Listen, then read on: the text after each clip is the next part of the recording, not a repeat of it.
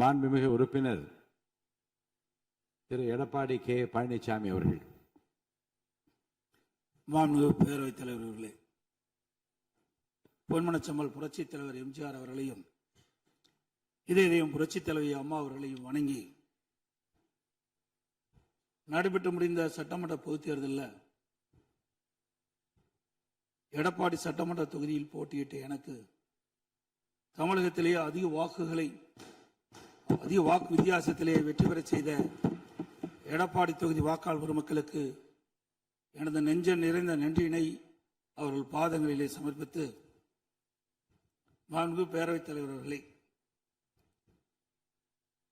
மாண்புமிகு முதலமைச்சர் தனி தீர்மானம் கொண்டு வந்திருக்கின்றார்கள்.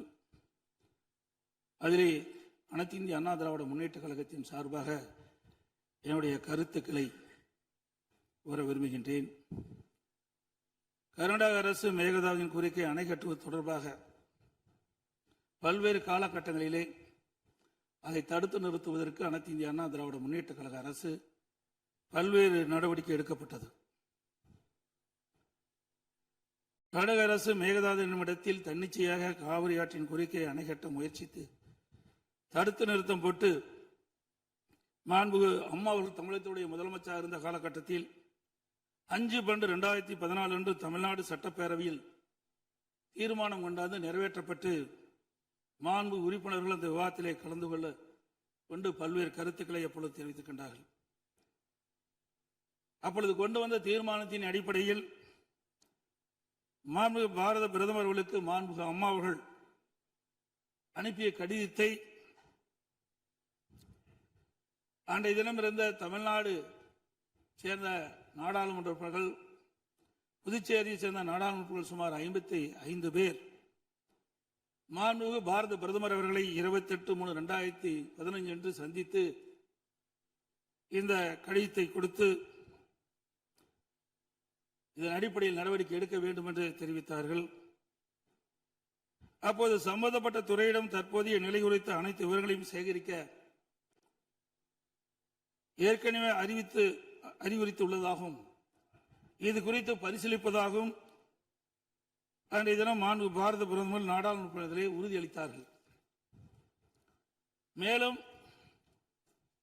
மாண்பு அம்மா அவர்கள் தமிழகத்தில் முதலமைச்சர் இருந்த காலத்தில் 25/4/2015 அன்று மாண்பு பாரத பிரதமர்களை நேரிலே சந்தித்து மேகதாது திட்டத்தினை கர்நாடக அரசு செயல்படுத்தக்கூடாது என கர்நாடக அரசுக்கு அறிவுறுத்தும்படி கோரிக்கை விளக்கென கடிதம் பிரதமருக்கு அளித்தார்கள்.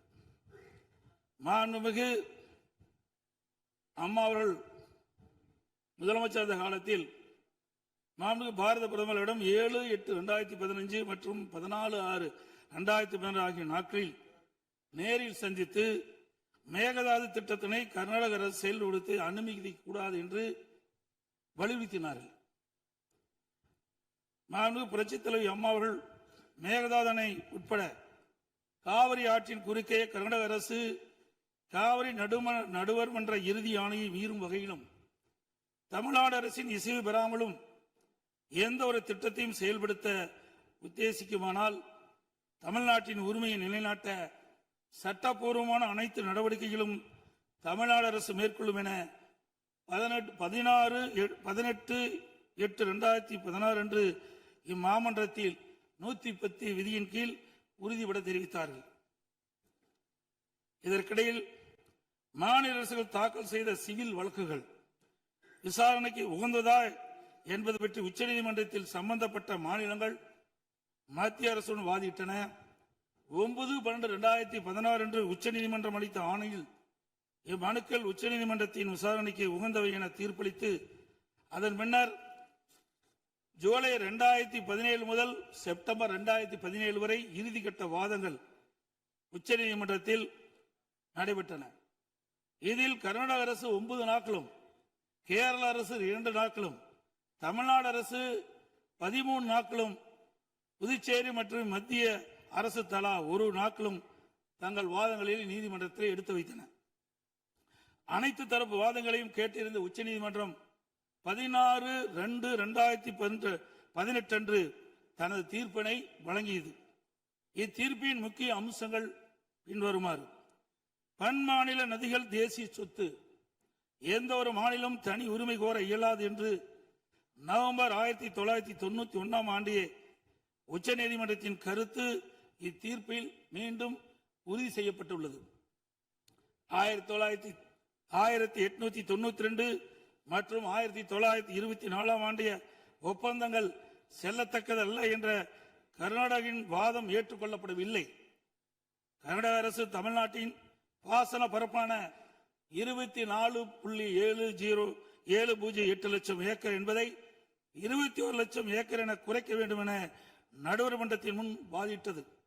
இதனை காவிரி நடுவர் மன்றம் ஏற்றுக்கொள்ளாமல் தமிழ்நாட்டின் பாசன பரப்பு 24.708 லட்சம் ஏக்கர் என அதன் இறுதி தீர்ப்பில் குறிப்பிட்டுள்ளது.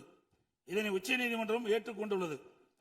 உச்சநீதிமன்றம் தற்போது பிறப்பித்த ஆணைக்கு பாதகம் ஏதும் இல்லாமல் காவிரி நடுவர் மன்ற இறுதி ஆணைப்படி மாதாந்திர அடிப்படையில் 15 ஆண்டுகளுக்கு தமிழ்நாட்டிற்கு நீர் வழங்கப்பட வேண்டும் என்பது உறுதிப்படுத்தப்பட்டுள்ளது. உச்சநீதிமன்றம் அனைத்து மாநில வாதங்களையும் முழுமையாக கேட்டிருந்த பின்னர் கீழ்ப்படுகை மாநிலங்களின் ஒப்புதல் இல்லாமல் மேல்படுகை மாநிலங்களில் எவ்வித கட்டுமான பணிகளும் மேற்கொள்ளக்கூடாது என தெளிவான தீர்ப்பை வழங்கியுள்ளது.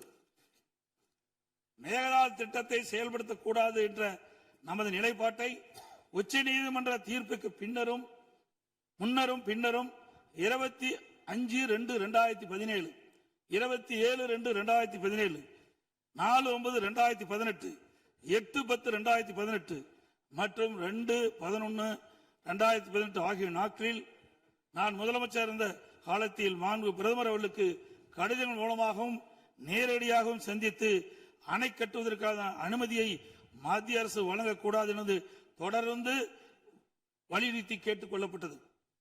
மேலும் 5/7/2017 மற்றும் 23/11/2017 ஆகிய நாட்களில் மத்திய நீர்வள ஆதாரத்துறை அமைச்சரையும் நேரிலே சந்தித்தும் கடிதங்கள் வாயிலாகவும் கர்நாடக அரசுக்கு மேகதாது அணை கட்ட எவ்வித அனுமதியும் மத்திய அரசு வழங்கக்கூடாது என வலியுறுத்தப்பட்டது.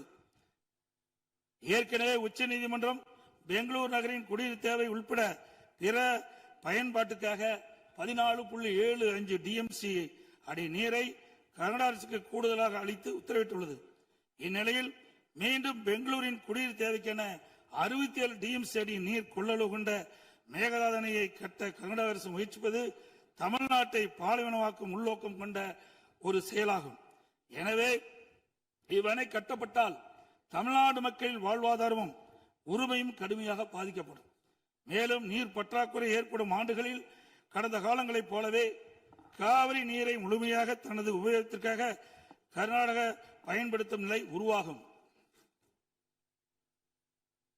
இதை தவிர காவிரி படுகையில் மேற்படுகை மாநிலமான கர்நாடகா புதிய அணை கட்டுவதற்கான எந்த ஒரு அனுமதியும் மத்திய அரசு வழங்கக்கூடாது என்றும் உறுதிபட எடுத்துரைக்கப்பட்டது.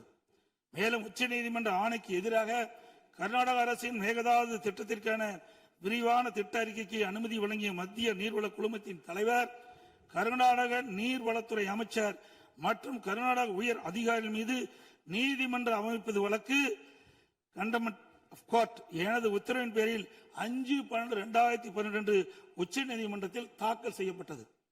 மீண்டும் மேகதாதில் புதிய அணை கட்ட விரிவான திட்ட அறிக்கை தயாரிக்க மத்திய நீர்வள குழுமம் கர்நாடக அரசுக்கு அளித்துள்ள அனுமதியை திரும்ப கோரி மத்திய அரசை வலியுறுத்தி தமிழ்நாடு சட்டப்பேரவையில் 6/12/2012 அப்போது முதலமைச்சர் இருந்த நான் கொண்டு வந்த தனி தீர்மானத்தை ஒருமனதாக நிறைவேற்றப்பட்டது. அனைத்து இந்திய அண்ணா திராவிட முன்னேற்ற கழகத்தை பொறுத்தவரைக்கும் 1986 ஆண்டு மாண்புமிகு புரட்சித் தலைவர் எம்ஜிஆர் அவர்களால் துவக்கப்பட்ட சட்ட போராட்டத்தை தொடர்ந்து காவிரி நடுவர் மன்றம் அமைத்து அதை மத்திய அரசியலை வெளியிடச் செய்து நடுவர் மன்றத்தின் இறுதி ஆணையின்படி காவிரி மேலாண்மை வாரியம் மற்றும் காவிரி நீர் முறைப்படுத்தும் குழு ஆகியவற்றை அமைக்க உச்சநீதிமன்றத்தை நாடியது. எனது தலைமையிலான மாண்பு அம்மாவின் அரசு எடுத்த தொடர் நடவடிக்கையின் காரணமாக 16/2/2011 உச்சநீதிமன்றம் இறுதி தீர்ப்பை வழங்கியது.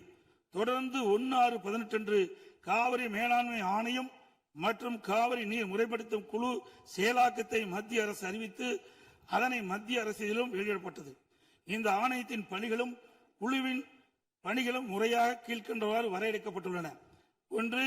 காவிரி நதிநீரை தேக்குதல், பகிர்மானம் செய்தல், முறைப்படுத்தல் மற்றும் கட்டுப்படுத்துதல். 2. காவிரி நீர் முறைப்படுத்தும் குழுவின் துணையுடன் அணைகளின் செயல்பாட்டை மேற்பார்வையிடுதல் மற்றும் அவற்றிலிருந்து நீரை பாசன மற்றும் இதர தேவைகளுக்கு வழங்குவதை முறைப்படுத்துதல். 3. கர்நாடகம் தமிழ்நாடு எல்லையில் பில்லிக்குண்டுக்கு நீர் அளவை நிலையத்தில் கர்நாடக அரசு நீர் வழங்குவதை கண்காணிப்பது. இவற்றை தவிர வேறு பணிகள் எதுவும் மேற்கொள்ள இந்த ஆணையத்துக்கு எவ்வித அதிகாரம் இல்லை. இந்நிலையில் 1/2/2024 அன்று ஆணையத்தின் வரையறுக்கப்பட்ட பணி வரம்புக்கு அப்பாற்பட்டு மேகதாது அணை கட்ட பற்றிய விவாதத்தை 28வது காவிரி மேலாண்மை ஆணைய கூட்டத்தில் அனுமதித்தது. அப்போதைய திமுக அரசு இதனை கடுமையாக எதிர்த்து வெளிநடப்பு செய்தது குறித்தும் ஆணையம் அதன் அதிகார வரம்பிற்கு சம்மதமில்லாத மேகதாது அணை கட்டுவது குறித்த கருத்தை மத்திய நீர்வள கமிஷன் பரிந்துரைத்துள்ளது குறித்து அப்போதைய திமுக அரசின் கவனத்திற்கு நான் கொண்டு வந்தேன். குறிப்பாக 14/2/2024 அன்று சட்டமன்றத்தில் நான் எங்களது ஆட்சி காலத்தில் கர்நாடக அரசு மேகதாது அணை கட்டுவது குறித்து விவாதிக்கும் அதிகாரம் ஆணையத்திற்கு இல்லை என்றும் 2018ஆம் ஆண்டு மேகதாது அணை குறித்து பிரச்சனை மத்திய நீர்வள கமிஷன் பார்வைக்கு சென்றபோது எனது அரசு 5/12/2018 அன்று மத்திய நீர்வள கமிஷன் என்ற இயக்குநர் மீது உச்சநீதிமன்றத்தில் நீதிமன்ற அவமதிப்பு வழக்கை தொடர்ந்து என்றும் இன்னும் அவ்வழக்கு நிலுவையில் உள்ளது என்றும் திமுக அரசு தொடர்ந்து நடத்திட வலியுறுத்தியதோடு தமிழக நலன் பாதுகாக்கப்பட வேண்டும் என்பதையும் உறுதி செய்யும் வலியுறுத்தப்பட்டது. இந்த நிலையில நாம் ஏற்கனவே உச்சநீதிமன்றம் அளித்த தீர்ப்பு நமக்கு ஒவ்வொரு ஆண்டும் கர்நாடக அணையில் இருந்து 177.25 டிஎம்சி தண்ணீர் திறக்கப்பட வேண்டும். ஆனால் அவர்கள் முறையாக திறக்கப்படுவதே இல்லை. ஒவ்வொரு மாதம் நாம் போராடிதான் கர்நாடக அணையிலிருந்து தமிழ்நாட்டிற்கு தண்ணீரை பெற்று வந்து கொண்டிருக்கணும் என்பதையும் நேரத்தில் சுட்டிக்காட்ட விரும்புகின்றேன். இந்த நிலையில 2024ஆம் ஆண்டு கர்நாடகாவில் மாண்புமிகு முதலமைச்சர் சீதாராமையா முதலமைச்சர் பதவி வைத்த போது துணை முதலமைச்சராக நீர்ப்பாசனத்துறை பொறுப்பு வைத்த மாண்புமிகு துணை முதலமைச்சர் சிவகுமார் அவர்கள் 16/24 கர்நாடக பட்ஜெட்டில் காவிரி ஆற்றின் குறுக்கே மேகதாது அணை கட்ட பல ஆயிரம் கோடி ரூபாயை ஒதுக்கியுள்ளதாகவும் அறிவித்தார். அனைத்து இந்திய அண்ணா திமுக சார்பில் இதை அப்பொழுதே கடுமையாக எதிர்ப்பதுடன் அப்போதைய திமுக அரசு உடனடியாக சட்ட நடவடிக்கை எடுக்க வேண்டும் என்றும் வலியுறுத்தப்பட்டது.